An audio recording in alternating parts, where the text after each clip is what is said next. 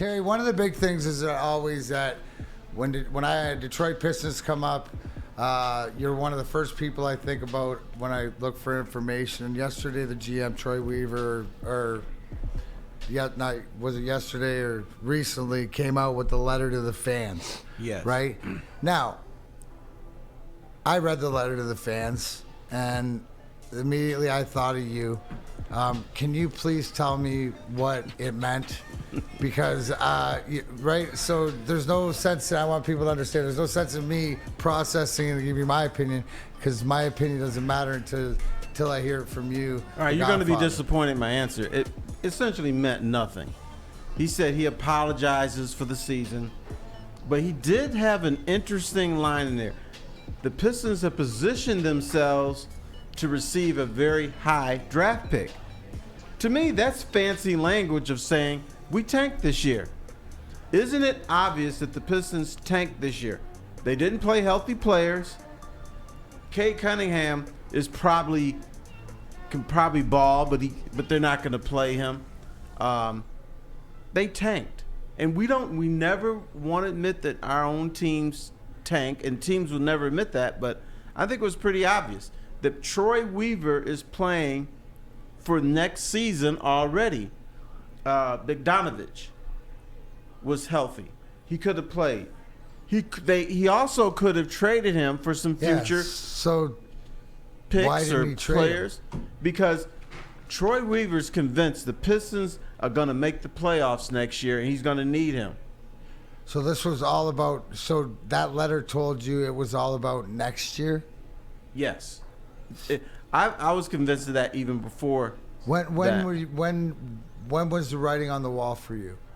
Right. Was it when Cade got hurt? Yes.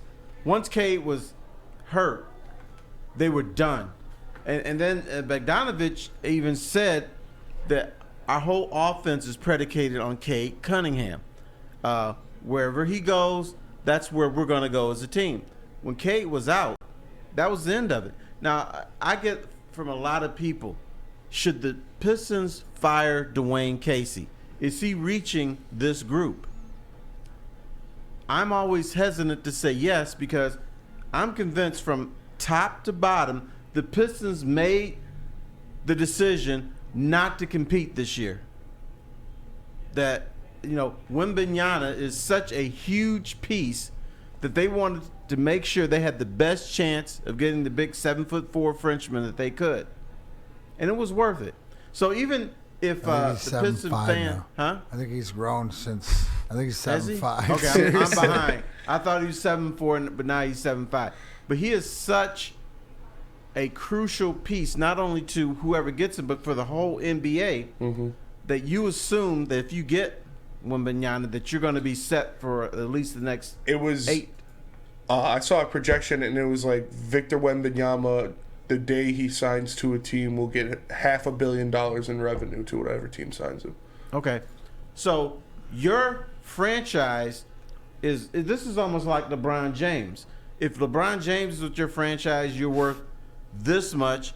It's like the Cleveland Cavaliers. When they didn't have LeBron, they were worth this, and they had LeBron, they're like this.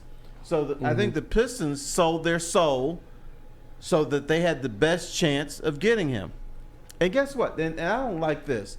Even if with all this tanking and stuff, they only got a 14% chance of getting him. He's still going to the Spurs. That's ridiculous. They have a 49% chance of slipping to 5. Though, Terry? Because like people always say, you just said before when we were talking about the Red Wings that if you're out, then be out. So it's not their fault that that's all they can get. Right? It's not their fault that they changed the rules that the last place team, they tank protected it so you automatically didn't get the first pick, right? So they're doing, I think Troy Weaver's doing the best that he can. I guess to me, Spenny, that's the question, right? To me, that if this plays out, this is the story that he's writing and he's narrating and showing that, oh, maybe it's this way. If it plays out like that, he's a genius, right? If he doesn't. So, but the key thing was when Cade Cunningham got hurt, that's when the adjustment was made. That this wasn't the initial plan out of training camp or until Like once Cade went down, then immediately. I think they decided that later. Right. In my mind, Right. me, and who am I? When Cade Cunningham went down, that was the end of the season. So isn't it everything that when and Neil says roll the tanks in and do everything else? Isn't this just a different way of GMing, but also a power move GM by Troy Weaver? Obviously, if it works out and giving Correct. you an But opportunity. technically, it's illegal. The league frowns upon it. But in my mind, I think it was pretty obvious. But didn't they just stink? They stunk, and they also, like Terry said, they shut down Bogdanovich. They shut down Isaiah Stewart. It's guys that could have played aren't playing, and I agree. They rolled the tanks in the correct way. Yeah. Are you mad about it? I'm not mad about this. I'm just year. saying what happened. Yeah. But my point is, I don't think you can make an assessment on Dwayne Casey when the franchise gave up on the team. The franchise is saying we're going to lose. So you can't fire a coach when the directive is to lose. We're not going to put your best people out there.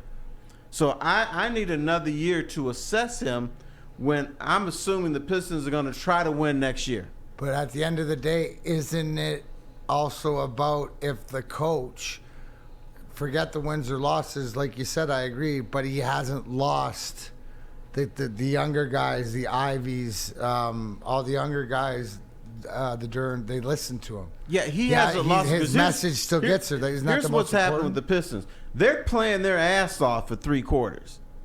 And against the Miami Heat, they're right in the game. They're down 17. All of a sudden, they're up 1. So that's a team. I understand everybody has a run in the NBA, but you know what it reminds me of? It reminds me of like the best 8th grade team, and then it goes and plays like a junior varsity team that's good, and they stick with them for the game. Maybe they go on a run, but then at the end of the day, these boys are more mature that have gone through some puberty, and maybe the 8th graders haven't. So as the game goes on, it just wears on them. So then that's what it seems like. To me, it seems like they're playing hard. Or teams are toying with them.